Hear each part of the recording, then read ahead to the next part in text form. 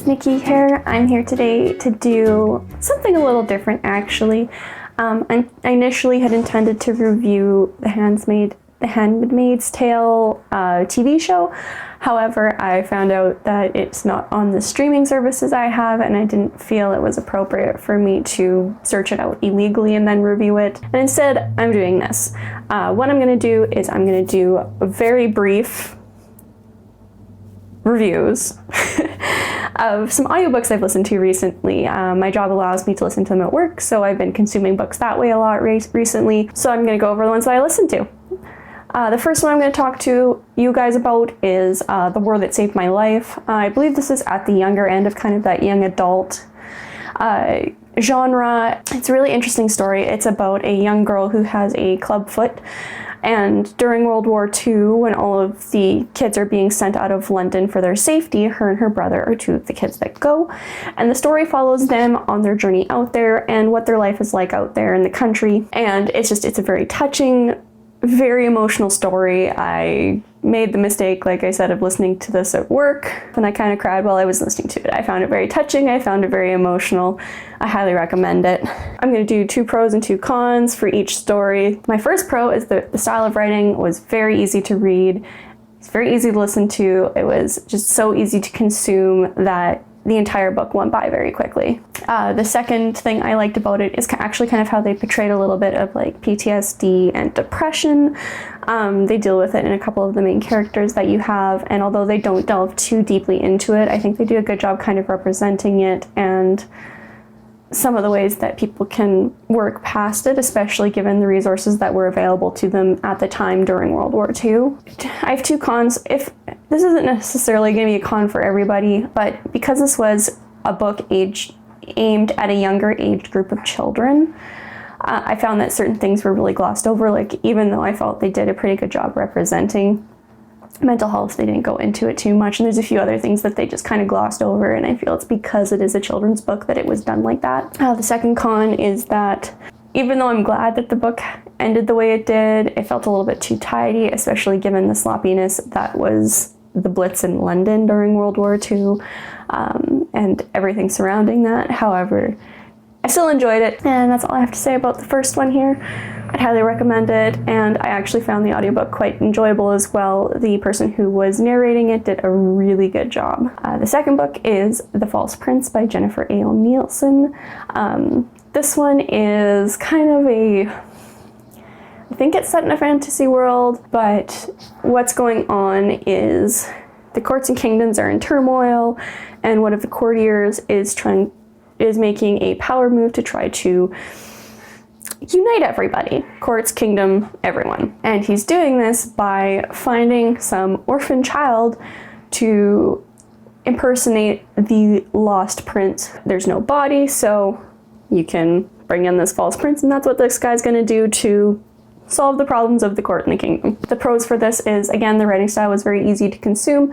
It was aimed at a slightly younger audience. My second pro was that I really enjoyed getting to know the 3 main boys. They had very interesting personalities, and I really had a good time following them through the eyes of the one boy who is your main character and your perspective. The cons are, for me, were that the plot didn't really keep me engaged. It sounds really intriguing, but at least in this first book, it is a series. It was so hard for me to get through that I, in full disclosure, did not finish this book. Even though I found the boys really interesting, the plot just did not hold my attention. This will be a con for me, just the fact that I couldn't finish it. And it's not that I think it was a terrible book. If you're in the right age range and you like that kind of impersonating royalty to like for the greater good, as well as some personal motivators, like, I think you would probably really enjoy it. I just wasn't the right audience. I didn't enjoy it as much, and I didn't enjoy it enough to finish it. Even though I wouldn't say it was a terrible book, it just didn't hold my attention. The third book I'm going to talk about here is The Golem and the Jinni by Helene Wecker. This is the story of 2 mythical creatures, both of very specific cultural backgrounds, who are establishing themselves in New York in 1899 as if they are new immigrants. Technically they are. They just have slightly more fantastical backgrounds than others. You get to know the characters quite well over the course of the book, and I really, really enjoyed it. Especially the person they had reading it just did an amazing job with the narration and the accents and the stories. I really liked it. The two pros for me for this one are that you got to know the characters and their culture and what those neighborhoods would be like really well. They went into a lot of detail and they were very rich and deep. I also really loved the lore and the religion around each of the characters as well. Between these two things, I found it really defined the characters really well, and then their perspectives fleshed them out even more because you do bounce between the two characters. My cons for this was, even though I love multiple perspective with this one, because you jump perspectives a little bit, with one of the characters, you also jump the timeline a little bit, and the first time it happened, I didn't realize that we were doing a backwards time jump, and it really threw me off. Once I got used to it, it was fine, but just the first couple times it happened, it really caught me off guard. And my second is that some of the tangents or like side stories felt a little bit unnecessary. The characters were really great to have, like they're very interesting characters, but some of the side stories I was like, necessary? Maybe not. So I think if they cut out a few of the different sidelines, it probably would have been a shorter, more compact book that I would have overall probably enjoyed a little bit more, just because it was more focused on the two characters that you got to know the best. The fourth book I'm going to talk to you about is Eleanor, Oliphant is Completely Fine by Gail Honeyman. This is a book that I saw a little bit recently, kind of bouncing around BookTube a little bit. And some people loved it, some people hated it. And I'm actually in the love it category for this one. I super enjoyed the story. It's basically a woman finding herself in her current life where she's been completely fine, although she hasn't been great or getting better. And she kind of struggles with dealing with people, their interactions, and kind of this almost hidden history she has with herself. There's a lot of very weighted things in her past that are really affecting her currently, and as you get to know that, it really unravels her character and makes her a lot more relatable and understandable. My two pros for this story are the plot. I absolutely adored it. I loved the way it played out. I loved the people involved. It was just really, really, in my opinion, it was really well written with these really relatable, easy to get to know characters. And I also loved Eleanor's development throughout the story because it was so important to the story. She's like, you cheered every time she overcame a roadblock and every time she got past her struggle or what she was currently struggling with. And even though she was awkward and like rude at sometimes, you really felt for her. And by the end of the book, I was so happy for her and just where she was with her life, because she was finally making the steps that you would want someone to make in her position. My two cons were that in Eleanor's social awkwardness, some of it was so hard to listen to. I would almost recommend reading this book because it'd be easier to skim through that than have to sit and listen to the entire conversation cringing the whole time, which happened to me a little bit.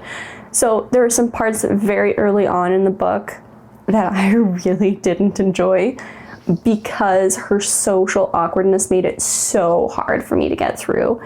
And even though I loved the narrator in this story, I would recommend reading this book rather than listening to it, just because you can skim through some of that where the awkward, and it would take away the weight of the awkwardness on the reader. And my other con is that the plot is slow moving. While I really enjoyed what the plot entailed, I felt like it took a long time to get to major points in the story, and then everything happened very quickly at the end.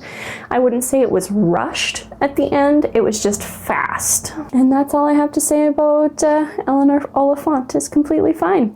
I really liked it. I would recommend reading it over listening to it, but overall pretty good. And the next two are the most recent ones that I've listened to. I listened to them at work this week actually, and I really liked them. The first of these two is The Alice Network. It is a very touching and tragic story, basically kind of encompassing both world wars. Your current timeline, you are following Charlie, who is kind of a disgraced socialite from New York, and she is banished to Europe until her unwanted pregnancy is dealt with. And when she's there, she ends up deciding to take the reins of her own life and take a trip to find her lost cousin Rose, who disappeared sometime during the Second World War, and nobody's entirely sure where she is because the records of her disappeared, unlike other people in her family. And in doing this, Charlie meets this woman, Eve. She is apparently the only person who can help her, and it's the story of these two women coming together to overcome different obstacles. They deal with Charlie's, and then as you get to know both characters, you find out Eve had a very special role in the Alice Network during World War I, which was a ring of female spies in France when the Germans were occupying it. You find out very quickly like what she went through, and as each story progresses, you kind of realize exactly how entwined their stories are, and it was very, very enjoyable. And I am a sucker for this kind of historical fiction, so I adored this book beyond all belief, and the woman who did the narration was amazing and just really got me to stay engaged in the story while I was listening. The pros are that you had two strong female characters. You had one in Charlie looking for her cousin after World War II, and you had one in Eve in both storylines. The other positive thing that I think is a pro is the setting and stories. I loved the way the two stories played out.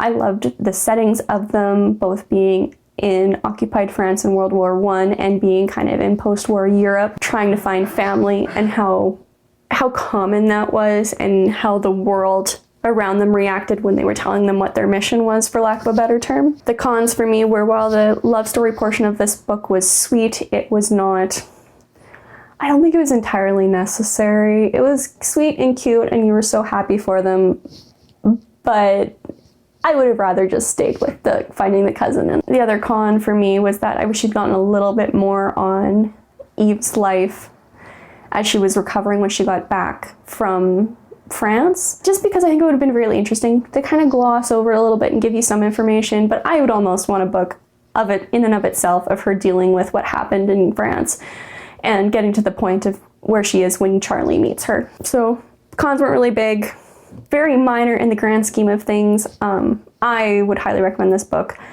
I loved the audiobook, but I imagine just reading it would be amazing too. It was just a touching historical fiction novel that gave me a bit of a book hangover, so it took me a couple days to get a new audiobook, which is the next one I'm going to review. The next audiobook I listened to this week was My Not So Perfect Life by Sophie Kinsella.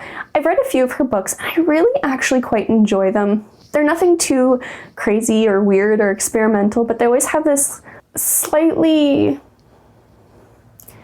hyperactive narrator and your main character, and she's always very relatable in some way. Like, she's never what she wants to be, but she's always striving to get where she wants to be, and I actually really appreciate the books of Sophie Kinsella's that I've read. All of her characters are very sweet, very charming, a little awkward in real life, but inside their minds they're a lot of fun to be around, and this was no different. This story specifically is about a woman kind of establishing herself and finding her way in London. She wants to get up on her own 2 feet and really live her dream life, which is in London, doing branding, which she does with a marketing firm in the beginning of this book. Her all goes sideways, and then the rest of the story is her kind of finding out that not every life is as perfect as it seems, not even the ones she thought were perfect. And it was a lot of fun to listen to. The narrator here was a lot of fun and did a really good job bringing the characters' like inner monologues to life. My pros for this include the character growth. There was a lot of character growth in this novel with basically every character that you dealt with. I really, really enjoyed it. It made some of the characters that were already likable even more likable. I made some of them a lot more relatable that you weren't as sure about. And regardless, you kind of were cheering for everybody by the end of the book. My other pro is how relatable the main character was. I talked about it a little bit. I find this with a lot of Sophie Kinsella's books. They're so easy to read, but her characters that she writes are consistently relatable and fun to go on an adventure with, and I felt that way the entire way through this book as well. She was very relatable. You understood a lot of her concerns and feelings, especially when I'm at a very similar time in my life to the main character. It was just a fun adventure with her, even if sometimes you wanted to smack her across the face because she was being a bit of an idiot. Moving on to my cons with this book, although I really enjoy enjoyed the book. It's a very similar structure to all of Sophie Kinsella's books. So if you're looking for something a little bit different, this might not be the book for you. This could be a con because it is very samey and it plays out the way that all of her other Sophie Kinsella's other books I've read have played out. It feeds to very specific tropes, especially with the romance. It's just not adventurous. I'm putting it as a con here because I couldn't really think of anything else. The other negative was the plot. It was moving a bit slower than I expected, and I'm saying this because to get to the point where her life goes sideways, it took a lot more of the book than I was expecting, and then it had a much shorter time to wrap everything up than I was really expecting to happen. That being said, I really enjoyed it, and I really enjoyed the narrator. She was super cute, super funny, and very relatable, and she just, like I said, did a very good job bringing the inner monologue of the main character to life, and she did a very good job. I'd really recommend listening to this one if you're interested in the book and do enjoy listening to the audiobook format. Those are the 6 books I read.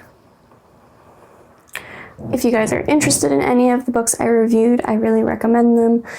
I don't recommend The False Prince as highly just because I didn't finish it. I wouldn't enjoy it as much as the other ones.